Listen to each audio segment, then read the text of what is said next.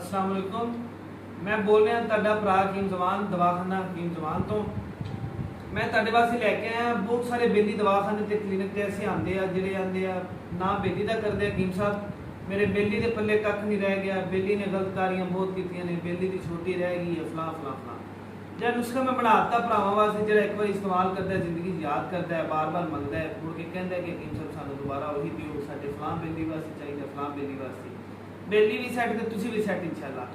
मौजूद शबाब आवर है, मेरा कैमरा मैन तुहानू विखा देगा, थले डिस्क्रिप्शन में मेरा तुहानू नंबर मिल जाएगा, पूरे पाकिस्तान से जिथे मर्जी मंगवा सकते हो। मौजूद शबाब आवर के नाल इस्तेमाल करना है हबशी तिला।